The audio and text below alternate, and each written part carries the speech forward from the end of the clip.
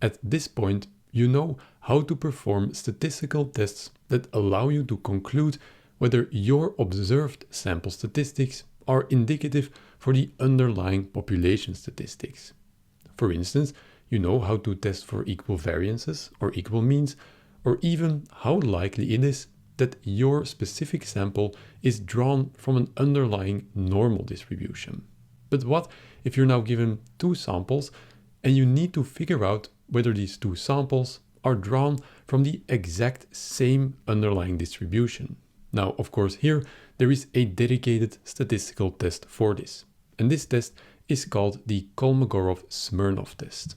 Now, what this test does is that it looks at the difference between the cumulative distribution functions of your two samples.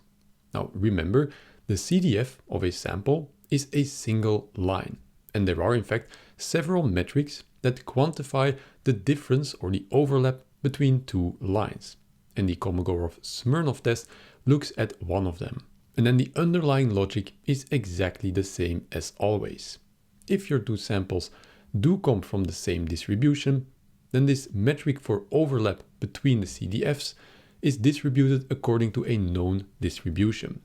Then you can compare your specific overlap metric of your two samples with this distribution. Now, if you get an extreme value, then you reject the null hypothesis. And then you conclude that your samples are unlikely to have come from the same underlying distribution. So let's see how this works in practice. In this course, we will generate three populations, and thus three samples, one sample from each population. Now, because we generate these populations ourselves, we can choose them to be either equal or not. Now, on the first row of plots, we see the pairwise comparison between the sample histograms. And on the bottom row of plots, we see the corresponding cumulative distribution functions. And from these visualizations, we might already deduce the following on an intuitive basis. It will be more straightforward to get a numeric value for the similarity between two lines than it will be to get for the similarity between two histograms. And that is why the Kolmogorov-Smirnov test looks at the similarity between these two cumulative distribution functions.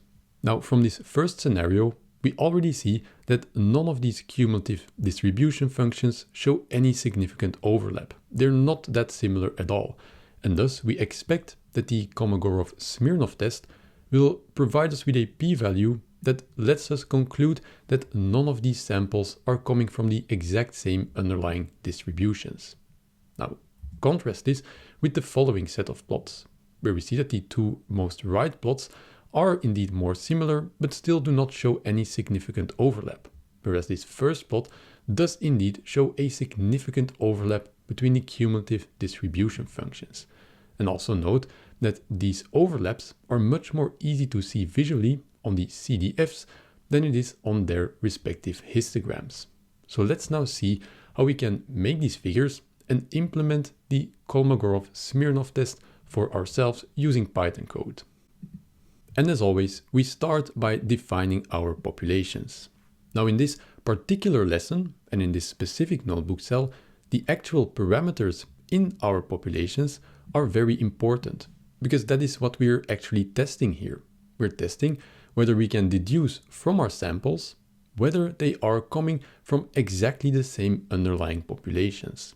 And exactly the same populations means the exact same distributions, but also the exact same parameters. Now, to start out, population 1 and 2 are the same distribution, both normal distributions, but with a different mean. And we'll see whether the Kolmogorov-Smirnov test will be able to detect even a slight change in mean between the two. Now, the third population will be an entire different distribution, a Rayleigh distribution with a scale of 3. Now, I also put here other distributions for you to play around with and see how these change the outcome of our statistical test. The next step is, of course, to generate our samples from this population, one sample per population. Our sample size in this case will be 50, which is of course also a parameter that you can play around with and see how it influences the entire mechanism. The next step is to compute the cumulative distribution functions for our samples. And the reason is because we want to use them to visually compare them against each other, and because they are of course central to the Kolmogorov-Smirnov test. Now we can compute the CDFs for each sample in a very elegant way, which is a little bit different than we did before.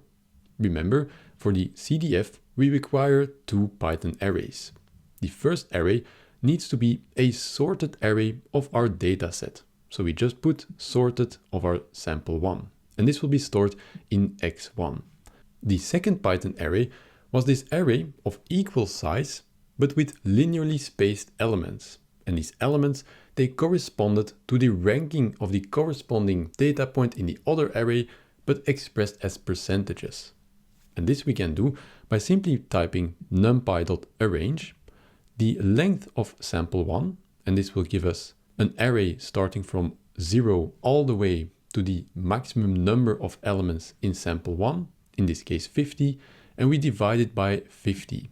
In this case, we will get an array starting from 0, then 0.02, 0.04, and so on. And this is exactly the array that we need. And then we have all the information that we need for each sample, namely these two arrays, in order to visualize the cumulative distribution functions. And the next step is indeed to visualize. In the first plot, we plot the histograms of sample 1 and sample 2. In the second plot, we plot the histograms of sample 2 and 3, and then of sample 3 and 1. And this is the first row of plots showcasing this pairwise comparison between the sample histograms.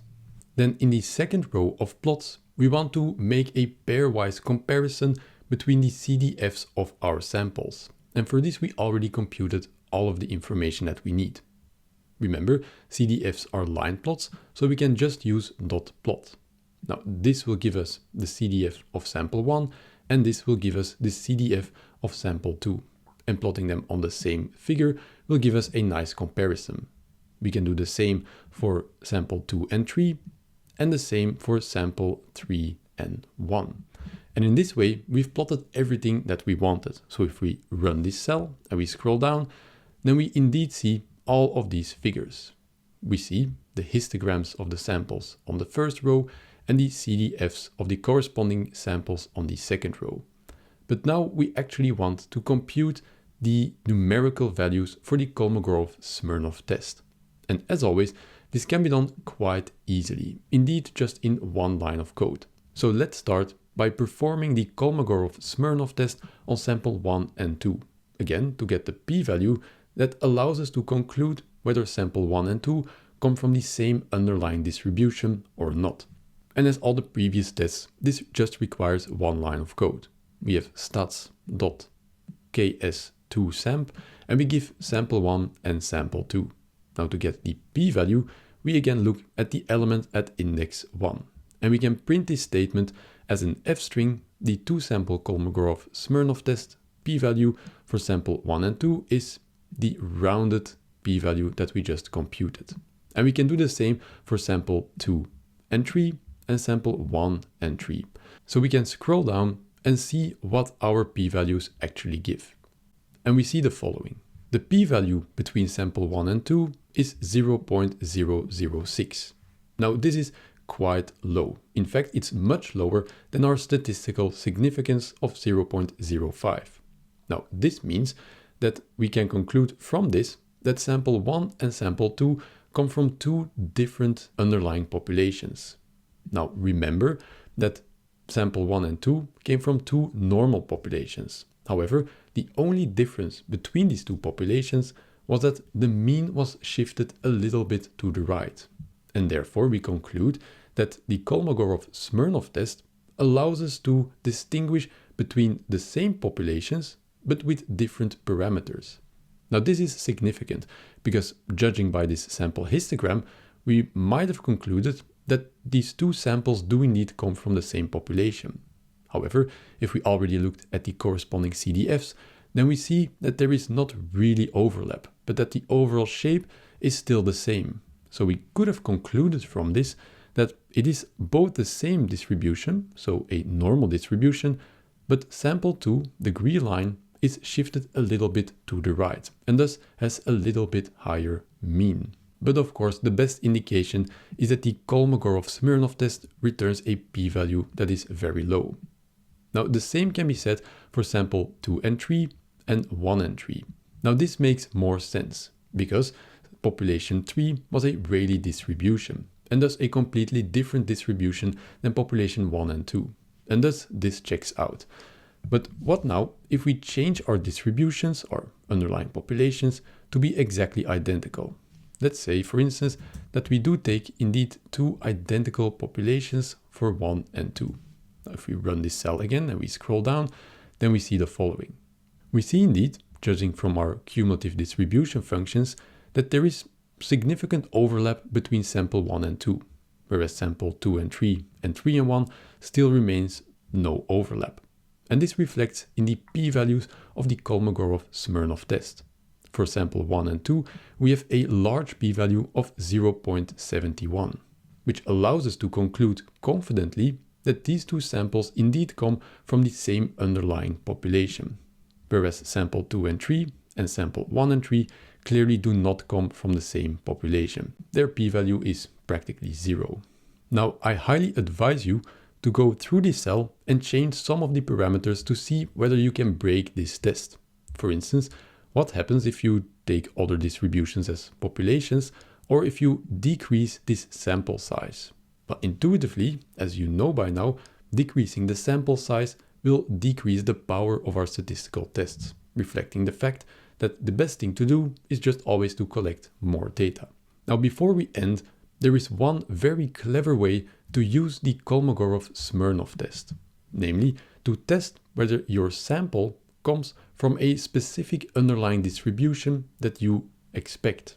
So now we're not looking at whether two samples come from the same underlying distribution, but instead we check whether your one sample comes from a predefined distribution that you expect. Let's say, for instance, that you get a sample and you know that it is generated from a process from which you know that this process generates a Rayleigh distribution. Now you want to check whether your sample is indeed in line with this process.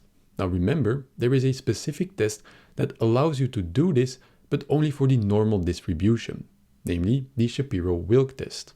However, sometimes you expect other distributions, as I said, for instance, the Rayleigh distribution. So in these scenarios, how can we use the Kolmogorov-Smirnov test to indeed check whether our sample comes from a specific distribution? Well, we can do so in the following way. Remember, this test requires two inputs, or previously two samples. Now, in this case, we can use as sample 1 our actual sample, but as sample 2, we can generate a population, meaning a sample with an enormous number of data points, according to the specific distribution that we expect our sample to come from. And in this way, what we do is we use the Kolmogorov-Smirnov test to check whether sample 1 and population that you generated come from the same underlying population. And basically what this does is it checks whether sample 1 is in accordance to the population that you generated. So on these figures, for instance, our sample will be our green histogram, and we expect it to be distributed according to a Rayleigh distribution based on the underlying process and the context of your data. Now, by now, we are very familiar with generating a population according to the Rayleigh distribution, and the corresponding histogram, which is quite smooth because of the large number of data points, is plotted in blue here, and the corresponding CDFs are on the right-hand side. In green, the CDF of our sample, which is quite jagged, and in blue, the CDF of our generated population, which of course is a very smooth curve. Now, visually, we can already see that there is a lot of overlap between these curves. And indeed, if we compute the Kolmogorov-Smirnov p-value, we see that it is 0.20, and thus we accept the null hypothesis that these two samples come from the same underlying distribution. But since one of our samples is a generated population, we can confidently say that our sample, the green histogram here, is indeed distributed according to a Rayleigh distribution. So how does this look like in code? So in the same cell, remember that for population 3, we indeed generated a Rayleigh distribution with 100,000 data points. So if you now scroll down to the part where we're going to use this to test whether a sample comes from a Rayleigh distribution, we see that our test sample will be sample 3. Now, sample 3, remember, is generated from population 3. So by construction, because this is an educational course, we know that sample 3 is indeed Rayleigh distributed. Now, this part of the code is just the same as before. We plot the histograms and we generate the CDFs and we plot the CDFs. But we're more interested in the test that we're going to use. So here at the bottom, we are going to use the Kolmogorov-Smirnov test on our test sample, which will be a real sample, but also on our reference population, which will be this perfect Rayleigh distribution. And then we can get the p-value of our test, and then we can plot it. And let's see what this gives. If we scroll down, then we see the following. We see indeed the figures that we had in our slides.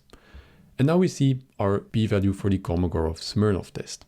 The two-sample Kolmogorov-Smirnov test gives a p-value of 0.62, a large p-value, and therefore we can conclude that the single sample set that we got is indeed distributed according to a Rayleigh distribution. And this shows the power and the versatility of the Kolmogorov-Smirnov test.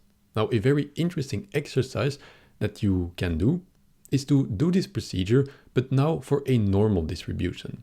So you get a sample, you generate an underlying normal distribution, and you see what the p-value gives for the Kolmogorov-Smirnov test. And then you can compare this p-value with the p-value of the Shapiro-Wilk test, which explicitly tests for normalcy, and see if they indeed get you the same result.